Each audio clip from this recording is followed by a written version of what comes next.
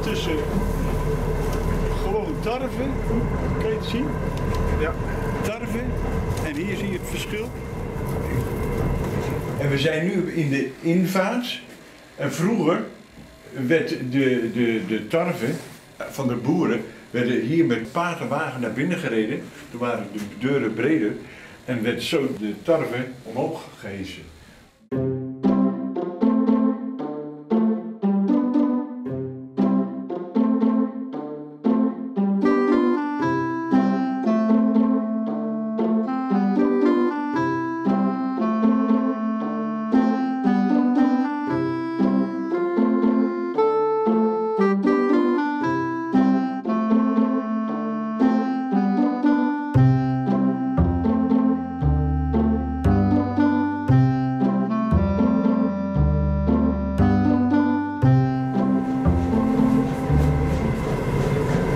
Kijk, nu kan men zien, gaan we in het licht staan en dan zie je de zemelen, de toren, en je ziet ook hoe grof en hoe fijn het is. Dit is heel fijn, zie je wel?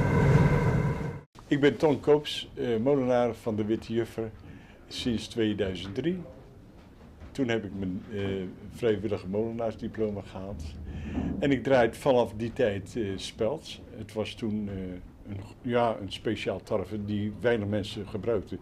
Behalve veel klanten die kreeg ik toch, of veel, maar uit Vlaanderen op doktersrecept. Maar nu is het helemaal hot. Het speld, dat is een oertarwe. En dat is natuurlijk qua opbrengst is dat veel minder als de normale gangbare tarwe. En plus nog een nadeel heeft het, of nadeel, het heeft 2 zemelen en de eerste zemel moet afgepeld worden.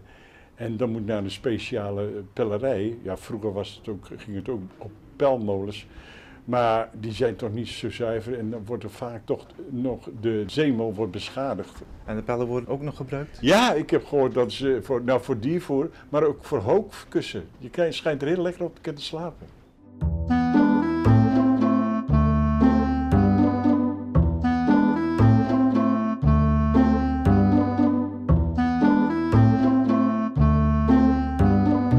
Dan zijn we nu bij Neeltje de Best in de Watertoren. En Joost van Kikker TV gaat meehelpen. En we gaan nu het brood bakken. Maar wat komt er allemaal bij kijken, Neeltje?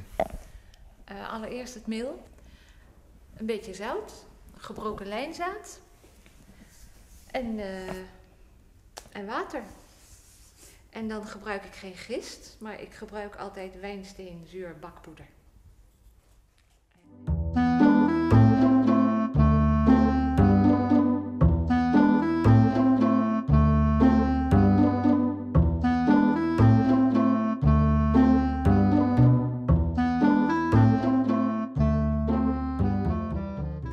Hoe ben je erop gekomen om speldbrood te gaan bakken?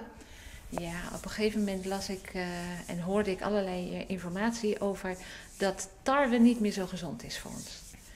En het brood wat je koopt bij de supermarkt, de bakker gaat nog wel, maar de supermarkt dat is altijd zo sponsig. Dus ik bakte zelf al brood, dat vond ik wat steviger, wat lekkerder. Maar toen ik hoorde dat tarwe niet meer zo gezond is voor ons, dacht ik, nou dan ga ik eens naar wat anders op zoek. En toen las ik over speld, dus toen ben ik speld gaan kopen. Gewoon ook bij de natuurwinkel, pak speldmeel.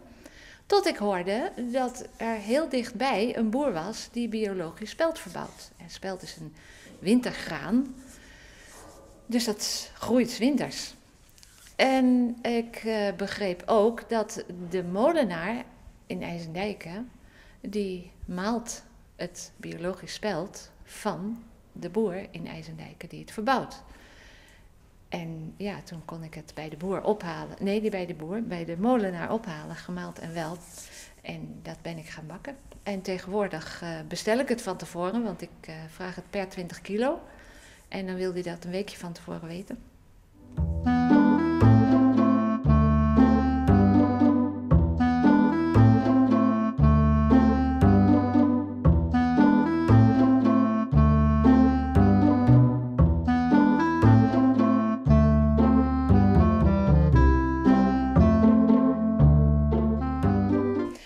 broodjes hebben er nu een half uurtje in gezeten. En die gaan we er nu uithalen.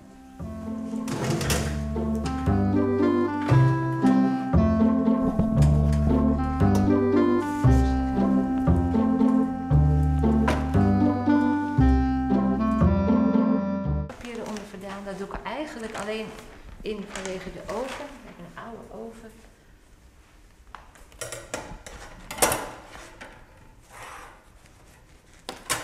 Ja, het ruikt wel lekker, hè? Ja. Kijk. Welke snijden we aan? Deze.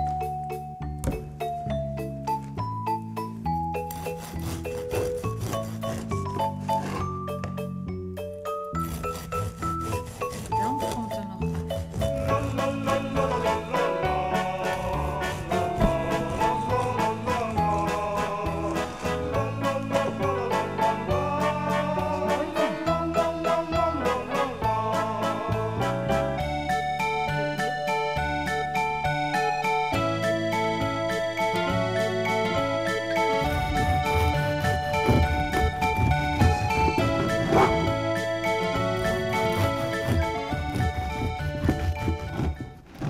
als mensen zeggen van, goh, ik wil ook wel zelf speldbrood bakken, maar hoe doe je dat nou? Nou, ik vind het heel leuk om te laten zien hoe ik dat doe. En ja, als mensen zeggen, dan weten ze wat ik ervoor gebruik en dan kunnen ze het zichzelf eigen maken. Met de smaken die zij lekker vinden.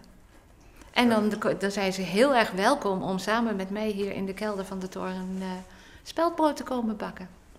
En waar kunnen mensen informatie vinden? Op de website gewoon van ons, dat is watertorenoostburg.com. Of ze komen gewoon even binnenlopen. Nog leuker. Ja, dankjewel.